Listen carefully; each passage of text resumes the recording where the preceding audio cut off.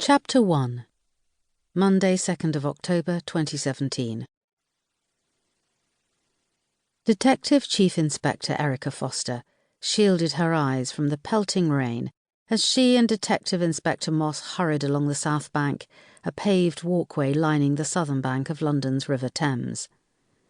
The tide was low, cutting a brown swathe through the silt, bricks and rubbish littering the exposed riverbed. In the pocket of her long black jacket, Erika's radio gave a tinny burst, and she heard the officer at the crime scene asking their location. She pulled it out and replied, "This is DCI Foster. We're 2 minutes away." It was still the morning rush hour, but the day was already darkening, with a gloomy fog descending. They picked up the pace and hurried on past the tall IBM headquarters and the pale, squat ITV Studios building. Here the south bank curved sharply to the right before widening out to a tree-lined avenue heading down to the National Theatre and the Hungerford Bridge. "It's down there, boss," said Moss, slowing breathlessly. On the exposed riverbed, 10 feet below, a small group of people gathered on a man-made beach of pale sand, tucked into the corner where the south bank curved to the right. Erika massaged her ribs, feeling where she was getting a stitch.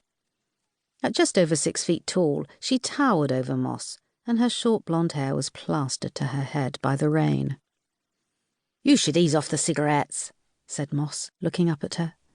She pushed wet strands of red hair away from her face. Her plump cheeks were flushed from running, and her face was covered in a mass of freckles. "You should ease off the Mars bars," Erika shot back. "I am. I'm down to 1 for breakfast, 1 for lunch, and a proper dinner."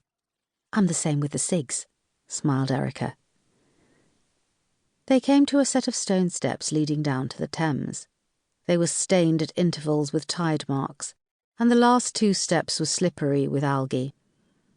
The beach was 4 meters wide and ended abruptly where the dirty brown water churned past. Erika and Moss pulled out their warrant cards, and the huddle of people parted to let them through to where a special constable was attempting to protect a large, battered brown cloth suitcase, half buried in the sand. "I've tried to move them all up, ma'am, but I didn't want to leave the scene unattended," said the young woman, peering up at Erika through the rain. She was small and thin, but had a determined glint in her eye. "You on your own?" asked Erika, glancing down at the suitcase. Through a ragged hole in one end, 2 pale, bloated fingers were poking out. She nodded. "The other special I'm on duty with had to go and deal with an alarm going off in one of the office blocks," she said. "This isn't on," said Moss. "There should always be 2 specials. So you're coming off the night shift in central London alone?" "OK, Moss," started Erika. "No, it's not OK, boss. These people volunteer. Why can't they pay for more police officers?" "I joined the specials to gain experience to become a full-time officer." "We need to clear this area before we lose all chance of forensic evidence," interrupted Erika. Moss nodded, and she and the specials started to herd the gawking people towards the steps.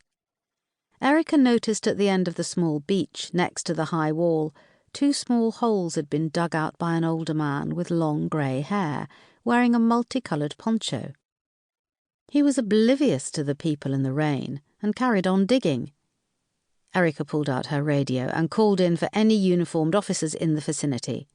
There was an ominous silence. She saw the man in the coloured poncho was ignoring Moss and carrying on digging. "I need you to move up there, back up the stairs," said Erika, moving away from the suitcase towards him. He looked up at her and carried on smoothing his pile of sand, which was saturated by the rain. "Excuse me, you! I'm talking to you!" "And who are you?" he asked imperiously, looking her up and down. "Detective Chief Inspector Erika Foster," she said, flushing her warrant card. "This is a crime scene, and you need to leave, now." He stopped digging and looked almost comically affronted. "Are you allowed to be so rude? When people obstruct a crime scene, yes.